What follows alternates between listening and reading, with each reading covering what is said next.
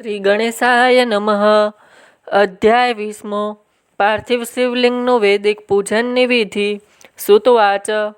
અથ વૈદિક ભક્ત પાર્થિવાના નિગધતે વૈદિકેનેવ માર્ગે ભુક્તિ મુક્તિ પ્રદાયિની.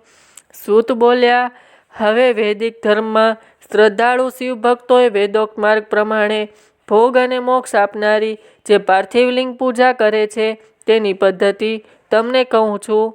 આનિક સૂત્રોમાં કહેલી વિધિ પ્રમાણે સ્નાન સંધ્યા કરીને પહેલાં બ્રહ્મયજ્ઞ કરવો, તે પછી દેવ ઋષિઓ અને પિતૃઓનું તર્પણ કરવું, એમ તમામ નિત્યકર્મો પૂર્ણપણે કર્યા પછી સાધકે શિવના સ્મરણપૂર્વક ભસ્મ તથા રુદ્રાક્ષ ધારણ કરવા. પછી પૂર્ણ ફળ તથા સિદ્ધિ માટે ઉત્તમ પાર્થિવલિંગની શ્રદ્ધાપૂર્વક સારી રીતે વેદોક્ત પૂજા કરવી.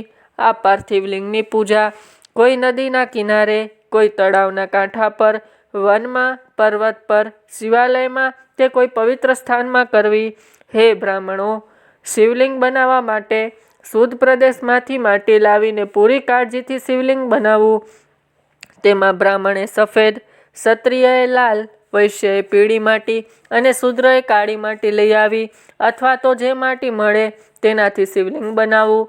લાવ્યા પછી પવિત્ર સ્થળે રાખી તેને જળથી શુદ્ધ કરી સફાઈથી તેના પિંડો બનાવી તેનું વેદોક્ત ઉત્તમ શિવલિંગ બનાવવું. તે પછી ભાવિકે ભોગ અને મોક્ષની પ્રાપ્તિ અર્થાત તેનું ભક્તિપૂર્વક પૂજન કરવું. હવે પૂજન વિધિ પ્રકાર તમને કહું છું.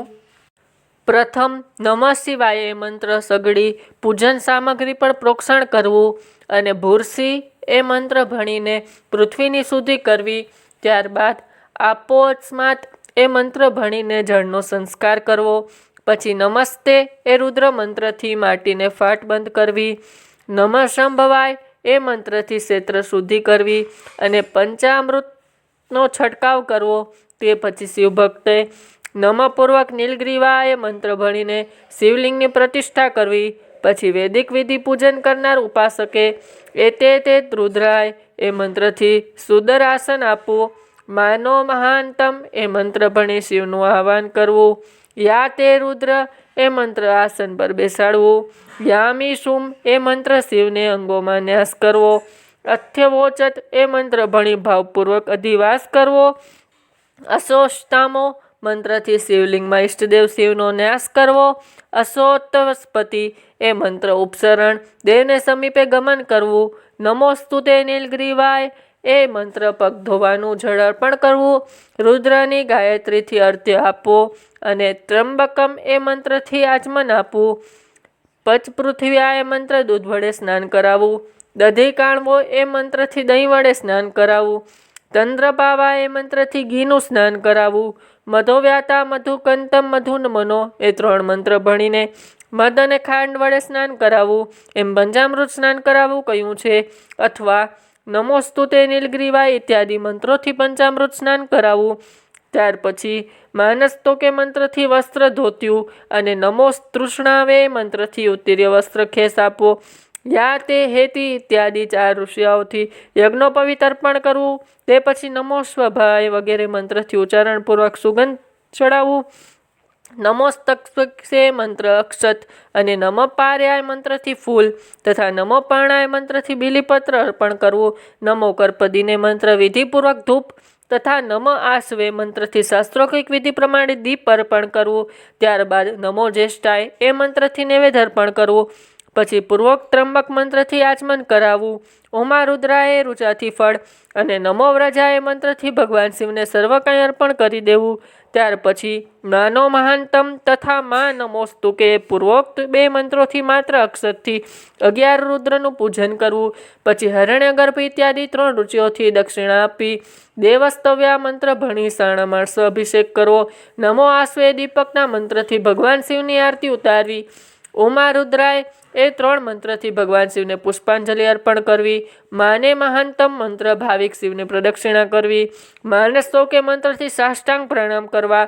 એસે તે એ મંત્રથી શિવ મુદ્રા બતાવી. યોતો યત એ મંત્રથી અભય રુદ્રા બતાવી. ત્રંબકમ મંત્રથી જ્ઞાન મુદ્રા બતાવી. નમો શેનાય મંત્રથી મહામુદ્રા અને નમો ગોભ્યો મંત્રથી ધેનુ મુદ્રા બતાવી. એમ 5 મુદ્રાઓ બતાવ્યા પછી ભાવિકે શિવ મંત્રનો જપ કરવો. વેદમાં કુશળતા મેળવી હોય તેણે શતરુદ્રીય મંત્રથી જપ કરવો. ત્યારબાદ વેદ જાણનાર પંચાંગનો પાઠ કરવો અને દેવગાતુ મંત્રથી શિવનું વિસર્જન કરવું. ત્યારબાદ 6 અક્ષરવાળા ઓમ નમઃ શિવાય મંત્રથી 6 અંગ સહિત બંને હાથમાં ન્યાસવિધિ કર્યા પછી ધ્યાન કરવું. કૈલાસ પર્વત પર એક ભવ્ય સિંહાસન મધ્ય ભાગમાં બિરાજેલ સનંદ વગેરે ભક્ત મુનિઓથી પૂજાતા ભક્તોના દુઃખરૂપી વનને પ્રજ્વળમાં અગ્નિ સમાન અને વિશ્વને ભૂષણરૂપ શ્રી મહાદેવ ઉમા સહિત ધ્યાન ભક્તે કરવું. ચાંદીના પર્વત જેવા સફેદ મનોહર ચંદ્રરૂપી મુગટવાળા રત્નોના વિધિત આભૂષણોથી પ્રકાશતા હોય તેવા પ્રકાશિત શરીરવાળા પરશુ મૃગ વરદાન તથા અભય મુદ્રાયુક્ત હાથવાળા પદ્માસન બિરાજેલા ચારે દિશાઓથી દેવો વડે સ્તુતિ કરાતા વ્યાજ જન્મ ધારણ કરનારા વિશ્વના આદિ અને વિશ્વના કારણરૂપ સમસ્ત ભયને દૂર કરનારા 5 મુખ અને ત્રિનેત્રવાળા ભગવાન શ્રી મહેશ્વરનું ભક્તે પ્રતિદિન ધ્યાન કરવું. આ રીતે ધ્યાન કરી ઉત્તમ પાર્થિવલિંગનું પૂજન કરી ગુરુએ આપેલ પંચાક્ષર મંત્ર વિધિપૂર્વક જપ કરવો. હે મુનિઓ, ભક્તો એ શિવને પ્રણામ કરી અનેક પ્રકારના સ્તોત્ર સ્તુતિઓથી તેમનું સ્તવન કરવું ને શતરુદ્રીય સ્તોત્ર પણ ભણવું. ત્યારબાદ અંજલિ અક્ષત સહિત પુષ્પો લઈ પ્રસન્નચિત્તે પૂર્ણ ભક્તિથી આ મંત્ર ભણી પ્રાર્થના કરવી કે હે સર્વને સુખ કરતા અને દુઃખહર્તા કૃપાનિધિ શિવ, હું આપનો છું. આપના ગુણો મારા પ્રાણ છે, તે જ મારા જીવનનું સર્વસ્વ છે અને મારું ચિત્ત સદા આપનામાં જ રહેલું છે એમ જાણી હે કૃપાના સાગર, હે ભૂતનાથ, તમે મારા પર પ્રસન્ન થાઓ. આ ઉત્તમ આખ્યાન આયુષ્ય અને આરોગ્ય આપનાર, યશ આપનાર તેમજ પુત્ર પૌત્ર તથા સ્વર્ગ આપનાર છે.